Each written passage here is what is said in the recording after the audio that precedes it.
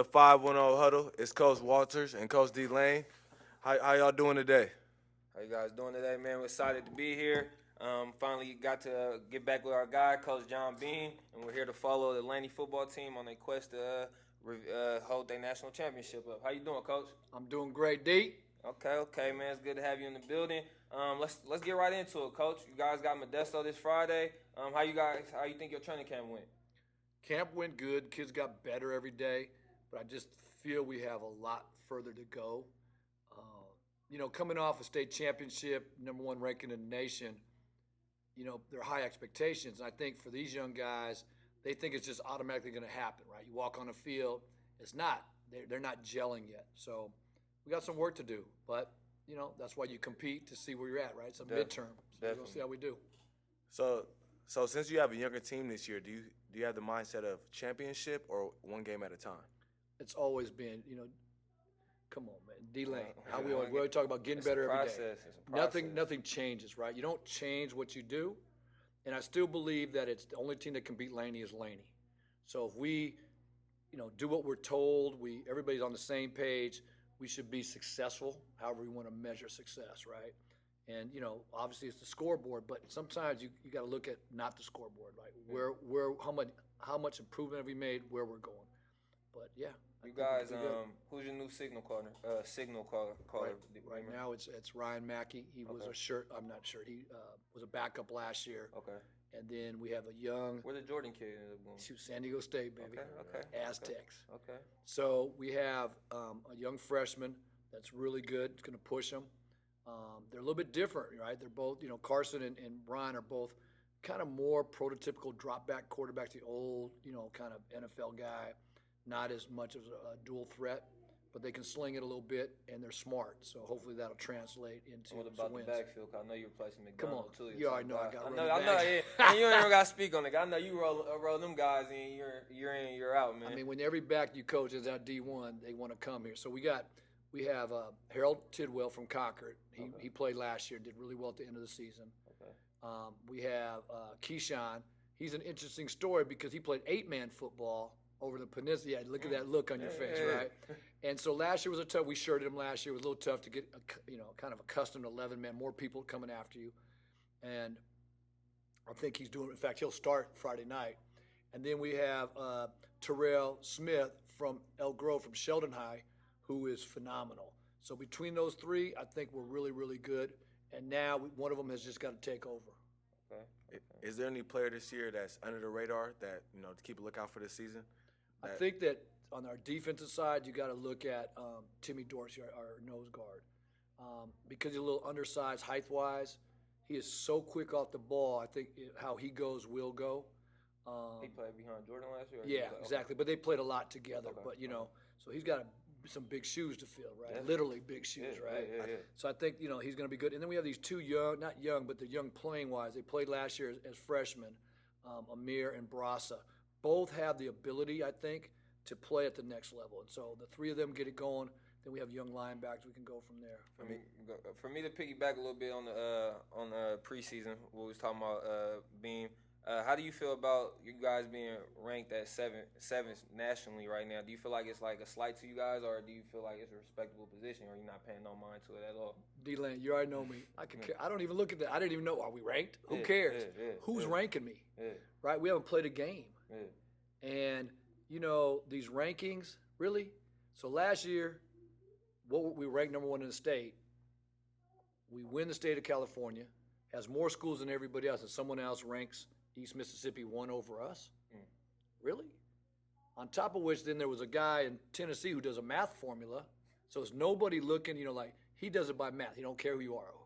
He said, he had us ranked better than some D1 schools, right? So again, it's just someone's opinion. Until we do it on the field, that's what matters, right? Definitely. And you just got to go with what you got. He probably whoever's ranked has probably never seen us play. Definitely. And the last 2 years, Coach, you started off with San Mateo, correct? Last year you did. So last year was Modesto, but before that we played City the 2 year opening. Okay. But last year you guys came out 131-17, yes. correct? Okay, and I was just talking to you off screen about how we won when I was with you in 14. on a fake punt to Yes. Conway. One hand across the middle, man, Yep. and set us up for a field goal to come back and win that game. That was a muddy game, too. I think it was a rainy muddy game. But I think that it's the same thing. It's going to be the same type of battle. And Modesto's very well coached. They run, just like when you're at NASCAR, often they go fast, fast, fast. If you're not ready for that speed, how do you simulate it in practice, right? And then we're not in great shape right now, right? Early in the season. Mm-hmm. Last year, I thought the kids did a great job. The advantage was to them because it was at their place with the heat. Now we got to come to the town on Friday night. Nice cool Freaks come out tonight. You know what I mean? So I want to breeze, get our guys breeze. rocking and rolling. So I'm really excited about it. Having a home game. I'm worried. There's some. I think anytime how are people going to respond? Let me give you an example. You played as a true freshman. Were your eyes open in that first game, or did you just come out and ball? But you balled, right? Yeah. But you don't know, right? So all of a sudden we got these other freshmen and even sophomores that didn't play last year that much. How are they going to respond in this new situation? We don't know. And so that's what I'm worried about because I don't know what the response will be. To these expectations, Right. Expectations now, bro. Uh-huh. Yeah, you guys set a new mark here. Do you think that will change your play calling? Did you have your team week 1? I always think that I think, you have to decide for yourself. I think I play call to our personnel, right? So depending on what we have. So if you look at it last year, we had some really good receivers. We threw the ball pretty well. And then our quarterback was dynamic, right? He threw for close to 2,500 yards, ran for 900 yards, And so those are some big things. And so at the state championship game, we threw for, I think, 3 touchdowns and we ran for 2 or 3, you know what I mean? So you always try to, I think you play call, for me, I play call for the player, not the scheme always. And I know it's weird, but I look at the defensive scheme, but I'm trying to get the matchup. So I learned football, I think we talked about it last time, I learned from NFL guys. They weren't NFL guys when I played for them, but I learned from them. They always talk about matchups. NFL is a matchup league. Mm-hmm. You can't scheme in our league in the NFL because there's so many good players, right? You got to find a matchup somewhere. And that's what I always try to do. I try to find matchups. Getting a fast receiver maybe against a backer or a linebacker, that's not as good against our big D line. So we're big up front, get him where he can't use his speed, right? Would nullify his speed.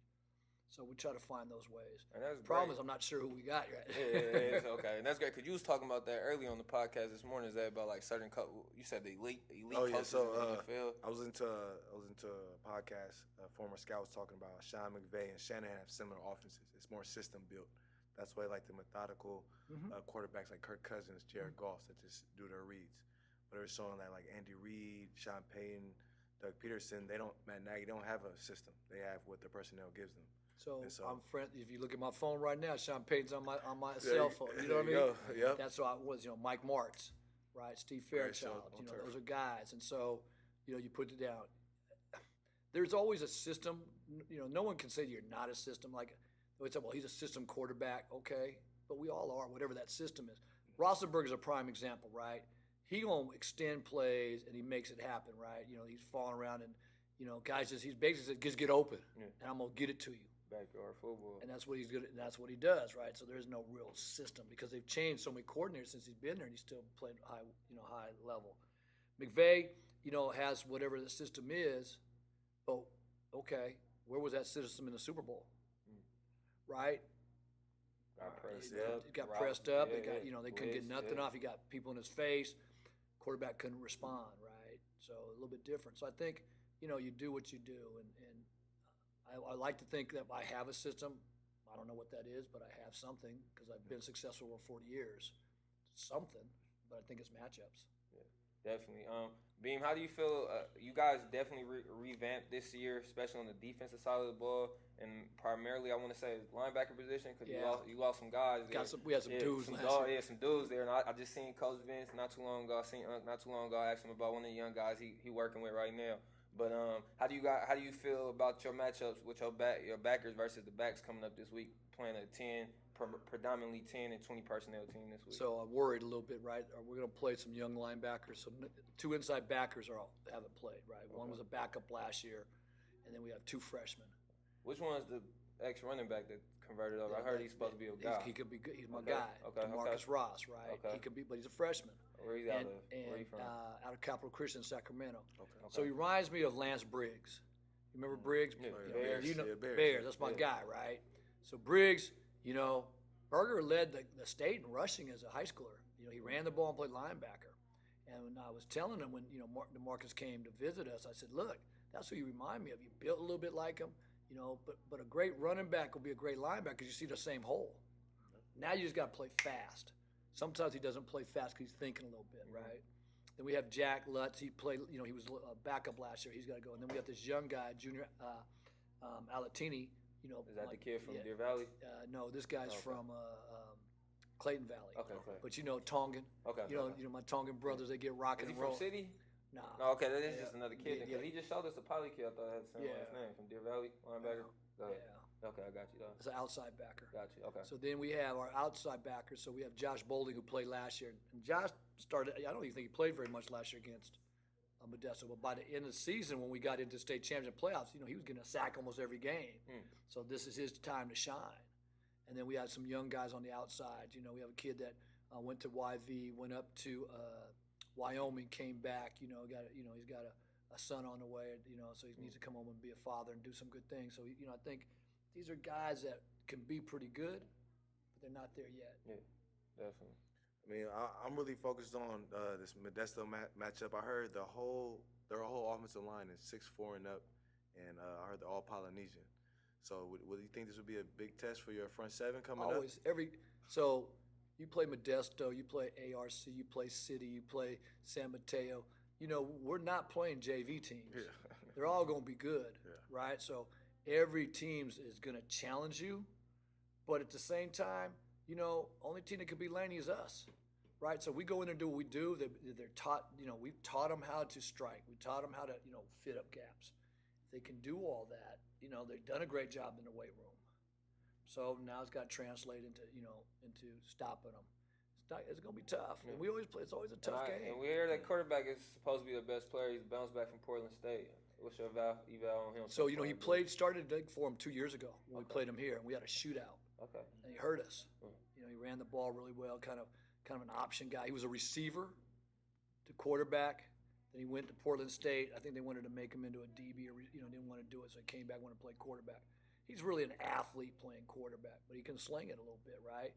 But because, and this, how fast their pace is, you don't have to be a great thrower. You're going to get some wide open guys because guys will be gassed, right? They're not paying attention, so they do that, bubble, and then they go bubble and go. Okay. So just stay, got to play your rules, keep your eyes disciplined. You should be fine. But once you get fatigued, your eyes start dropping, anything can happen.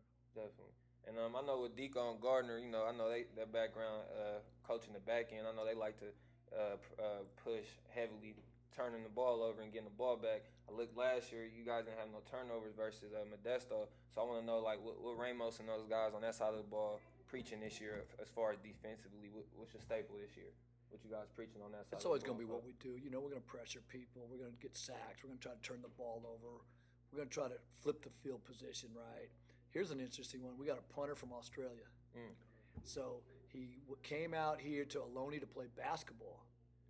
Didn't work out, and he just contacted us last year in January, February. Hey, I played rugby. I'm interested in trying to play football. How about coming out? So he came out. So during the spring, he's lifting and everything. We do our testing. He runs like 4.4. He's like 3+ on the bench. Okay, but he don't know really know football. Then one day he goes out and punts. I go, oh shit. Okay, you're a punter. Booming him. And so that can flip the field. We might see some fake punts with him this year with that speed. Yeah, you never know. It is something. Yeah. Is this live? They listen to me right now. We can't put that out. We can't put wink, that wink, out. wink, wink. Yeah, we can't put that out. But I think, if you played Laney, you always got to be ready for that. Oh, yeah. That's what we live on. We like to do those things. Yeah, right? Beam, I think you kind of introduced me into just as far as like now I'm on the coaching side of it, how important field position is. And I remember how big and how serious we were on special teams unit when I was here. And I peeped it at the next level as well, how important special teams is, because the game is really all about field position. And I remember a bunch of countless drives we had where we set you up with good field position. It was an easy 1, 2, 3. It's easy to be a play caller when you got to go 40 yards, right? Think about the state championship game. So we punt the ball, and we we pin them a little bit. We block their punt, sets up a short touchdown. So now we up 7-0. We kick off, pin them inside the 3. Next play's a safety. Now we're up 9-0. Right? They haven't even, the guys haven't even got out of the car yet from tailgating, getting in the stands. We up 9-0. Yeah. All because of special teams. Mm-hmm. Huge. And right before the half, we drop a ball at the end zone. There should have been a touchdown, but now we got to kick a field goal, which we do. Look at the margin of the game, 5-point game. You know what I mean? It just changes, simple things, man, that I think not enough coaches or players understand the importance of, right? And that's something at Laney we will always be great in special teams. Definitely. Oh, yeah, definitely. Before we let you go out here, Coach, I just want to let you know I'm excited for you for this season. The way, represent Oakland. Laney got the first state, championship coming from Oakland, and I think that's big for the town and the area. So I want to say good luck this season, Coach, and I'm excited to see y'all play. Excited to see you Friday, Coach. I'm going to be here at the Nest, man. I'm going to be here Friday night. You didn't ask me the big question, though. Oh. Can I get a W? I need the W. No, that ain't the question. I thought you were going to ask me about these guys. Oh, these guys? Yeah. Oh, yeah, man. Yeah, how forgot they was here. Nah. We don't play to the camera, but go ahead. I would say this.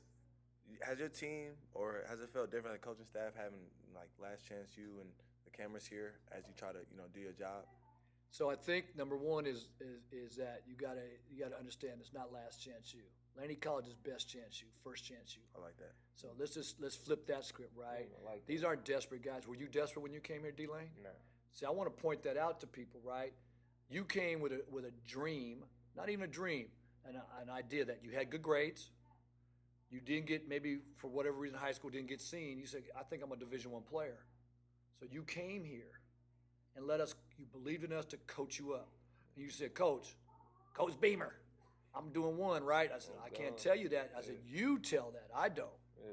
You worked hard in the weight room. You got coached. You were coachable. And then did you go D1? Yeah, did you go D1 in 1 year? Yes, sir.